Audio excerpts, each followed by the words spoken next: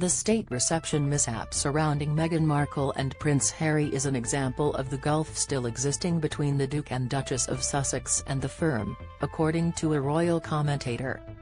Expert Camilla Tominey recalled the state reception invitation debacle, reports of which first emerged late last week, as she analysed the current state of the relationship between Harry and the rest of his family in the UK. Meghan and Harry, she reported, had originally been invited to the reception held at Buckingham Palace on Sunday evening by King Charles III and Queen Camilla. This event marked one of the biggest gatherings held at the London Palace in years, as it saw foreign royals, government officials and an array of world leaders in attendance. However, the Duke and Duchess of Sussex ended up not being among the royal guests supporting Charles and Camilla in their roles as hosts, as they had reportedly been invited to the official event in error. The couple, who have been living in California for the past 2 years after relinquishing their senior roles within the firm, reportedly first learned their invitation was on the brink following a press briefing on Thursday, when a question mark was raised by the King's spokesman over the attendance of non-working royals, Ms. Tominey recalled.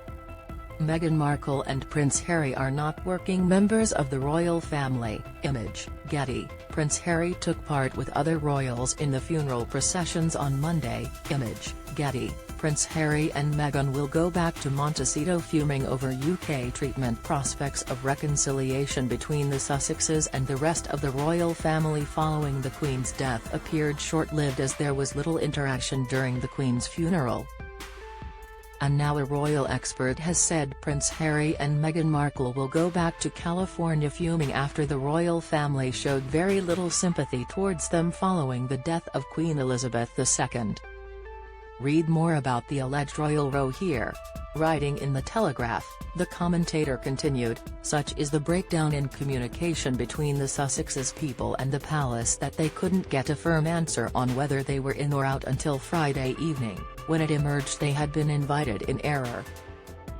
One insider said of the Sussexes, "They have done everything as best they could. They have turned up, they have smiled, shaken hands, whatever was asked." Before citing other episodes, including the issue of the Duke of Sussex's military uniform and the missing cipher on it during the vigil held by the Queen's grandchildren at Westminster Hall on Saturday evening, Ms. Tominey said, "You may have thought that the past 12 unprecedented days would have provided the royals with the perfect opportunity to patch up their differences."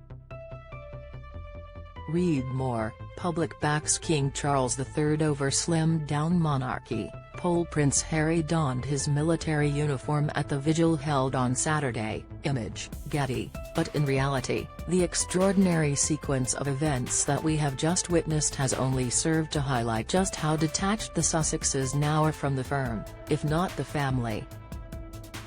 Rumours of tensions between Prince Harry and Prince William started circulating months before the Duke and Duchess of Sussex announced their decision to step back as working members of the firm in January 2020. Harry himself commented on the speculation in an interview with Tom Bradby aired in October 2019 as part of the ITV documentary Harry and Meghan, An African Journey. While saying he would always love his brother, he conceded they were now on different paths.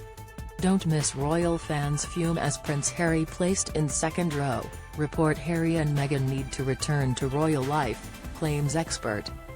Prince George and Princess Charlotte emotional maturity questioned. Insight, Meghan and Harry joined forces with Kate and William on September 10 for a walkabout in Windsor. Image, Getty. Meghan Markle donned a cape dress at the funeral of the Queen. Image, Getty. The Duke provided a similar answer when asked about his once-strong bond with William during the Sussexes' bombshell interview with Oprah Winfrey in early 2021.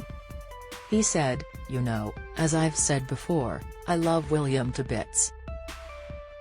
He's my brother. We've been through hell together. I mean, we have a shared experience. But we're on different paths." While William and Harry had no public interaction in June, When the Sussexes travelled across the pond to celebrate the Queen's Platinum Jubilee, they have put on a united front while grieving the passing of their grandmother. Working and non-working members of the royal family attended the funeral of the Queen on Monday. Image, Express. 2 days after the death of Elizabeth II, they stepped out in Windsor with their wives Kate and Meghan to view some of the tributes left for the late monarch. The couples were photographed speaking and walking together and taking part in a walkabout during which they met mourning members of the public. On September 14, William and Harry joined the procession led by King Charles, which took the Queen's coffin from Buckingham Palace to Westminster Hall. On Saturday, both brothers donned the Blues and Royals uniform and stood around the coffin of the late sovereign alongside their 6 cousins. The Sussexes and the Prince and Princess of Wales photographed on September 14. Image, Getty. During the state funeral held on Monday, both grieving brothers took part in the processions which saw the Queen travelling from Westminster Hall to Westminster Abbey first and then from the Gothic Cathedral to Windsor Castle. The brothers also reportedly had a brief chat far from the cameras.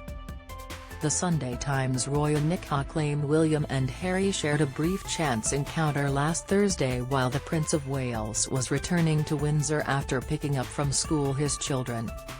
She wrote, Harry and Meghan were in their car and the brothers drove past each other but then stopped, reversed, wound down their windows and chatted for a while.